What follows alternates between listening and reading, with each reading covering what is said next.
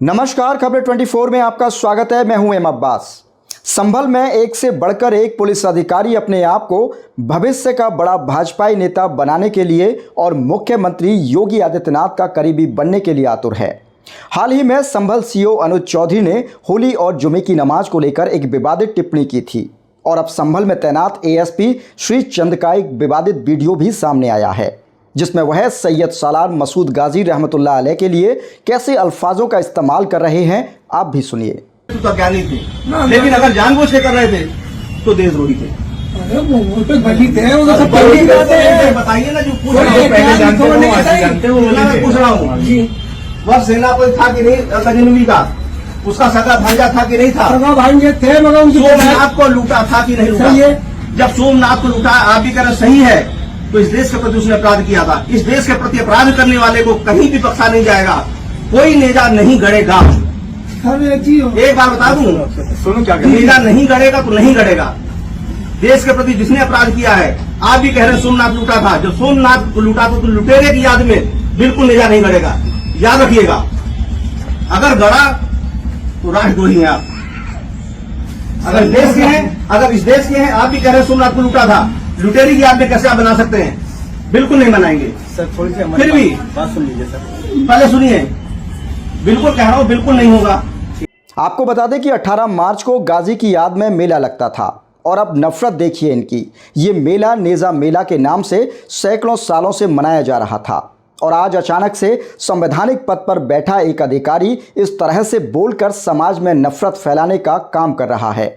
मुस्लिम समाज के लोगों का मानना है कि डीजीपी साहब को इस मामले को संज्ञान में लेकर तत्काल कार्रवाई करनी चाहिए, इन पर कड़ी कार्रवाई की जानी चाहिए। तो बिल्कुल नहीं होगा, तो इसीलिए कह रहा हूँ, किसी लुटेरे की लुटेरा था, सब कुछ मानेगा सकता नहीं, ये नहीं छुपा सकते ना, ये चीज नहीं छुपा सकते हैं। नेजा मसूद गाजी की याद नहीं बनता, तो याद रखिएगा। और तो वह ये भी बता दो, इतिहास गवाह है कि वह महमूद गजनवी का सेनापति था, उसने सोमनाथ को लूटा था, कत्लेआम किया था पूरे देश में, इतिहास जानता है।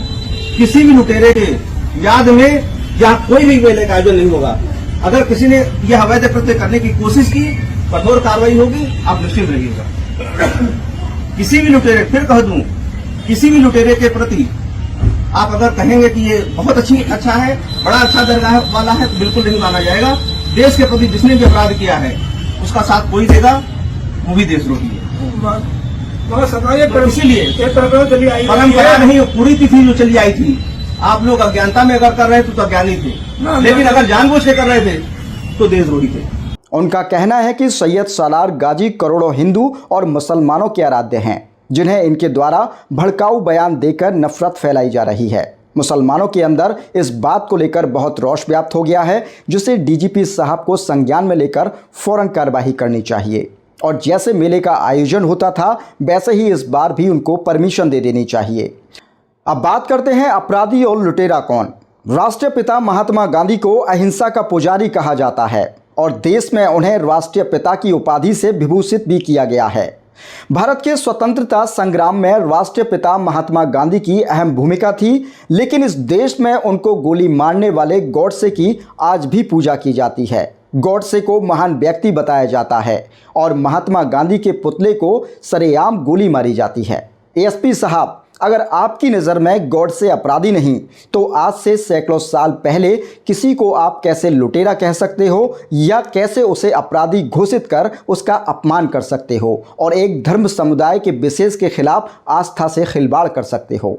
आखिर क्यों देश में माहौल खराब करने की कोशिश की जा रही है, नफरत फैलाई जा रही है? गर्मामयी पद पर बैठे हुए एक अधिकारी को यह शोभा नहीं देता कि वह धर्म और जाति के आधार पर भेदभाव करे, लेकिन इस बयान से यह साफ तौर पर जाहिर हो रहा है उच्च पद पर बैठे हुए अधिकारी की क्या मानसिकता है।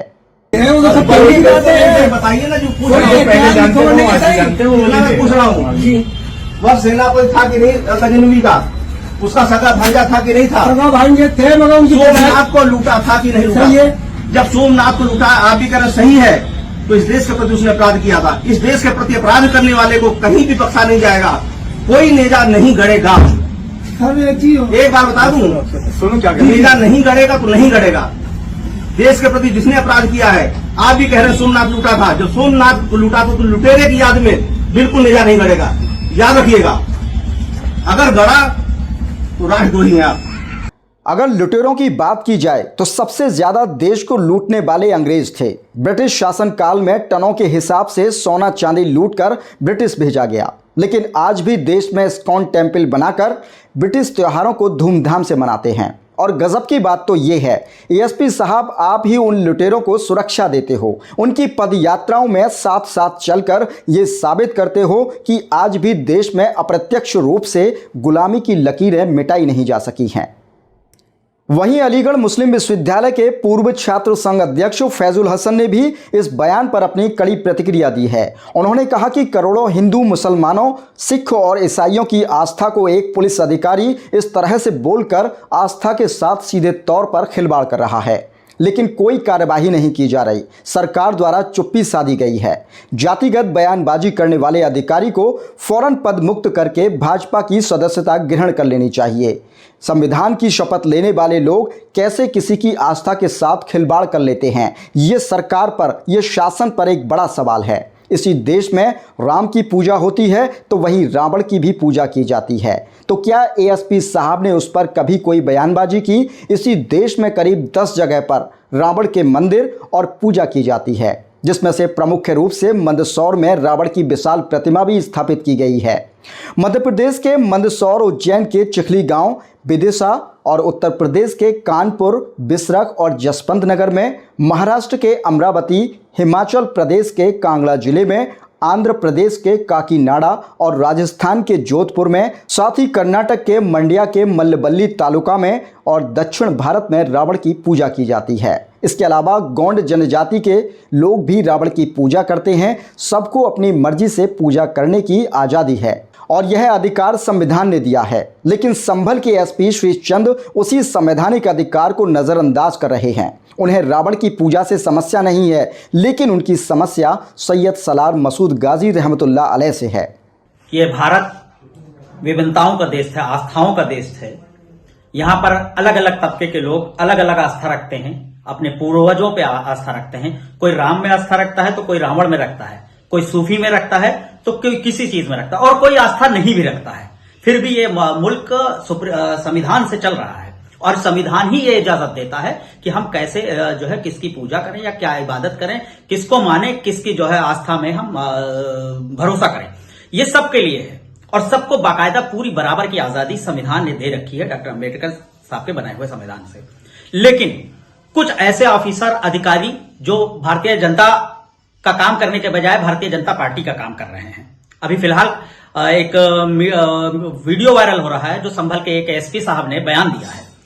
सैयद सलार मसूद गाजी रहमतुल्लाह अलैह के जैसे लोगों, सूफी जैसे लोगों के खिलाफ उन्होंने एक ऐसे नाजेबा अल्फाजों का इस्तेमाल किया है जो अमूमन कोई नहीं करना चाहता था, जिनका 1000 से ज्यादा 1000 साल से लोग यहां पर हिंदू, मुसलमान, सिख, ईसाई उनमें आस्था रखते हैं, उन पे जाते चढ़ाते हैं। चलिए मान लेते हैं कि अगर उनको नहीं भी आस्था रखते हैं, लेकिन कोई तो मानता है उनको। अगर उनको मानता है तो उनको कोई हक नहीं था, तो उनको उनके आस्था वो डिसाइड करने वाले कि अगर आप इस पे आस्था में मेला ऑर्गेनाइज करेंगे या मेले में जाएंगे, नहीं जाएंगे तो आप देशद्रोही हो जाएंगे। ये कौन होते हैं जो ये डिसाइड करने वाला? संविधान से ऊपर है क्या? संविधान की इन्होंने शपथ लिया या भारतीय जनता पार्टी की शपथ लिया है? और अगर ये इस पर जो है वो कर रहे हैं तो मैं उनसे एसपी साहब से भी पूछना चाहता हूं, बल्कि ये पूरे एडमिनिस्ट्रेशन से और सरकार से पूछना चाहता हूं कि क्या इस देश में रावण की पूजा नहीं होती है? क्या इस देश में मंदसौर में, क्या आप मध्य प्रदेश के मंदसौर में रावण की प्रतिमा नहीं है? क्या आंध्र प्रदेश में नहीं है? एक गांव में जो है रावण की पूजा नहीं होती है? क्या जो है तमिलनाडु में नहीं मनाया जाता है? यहाँ का एक जो है ट्राइबल एरिया जो तबका है वो बहुत सारे जो है रावण को पूजा करता है। क्या ये नहीं होता? हिमाचल प्रदेश में क्या नहीं है? लोग मनाते हैं। और नोएडा में, खास करके जिस यूपी में वो बात कर रहे हैं, उसी यूपी में नोएडा में कस्बा है जहां पर बाकायदा उसकी पूजा की जाती है। राम और जो ये रावण का वो चलता है कि रावण जलाया जाएगा, वहां उनकी पूजा होती है। क्या उस पर कभी नहीं बोले? वो उस पर देशद्रोही नहीं हो रहा? क्या कभी किसी मुसलमान ने रावण के जो पूजने वाले लोगों को जाकर के समर्थन दिया है? आज तक कभी नहीं दिया ना।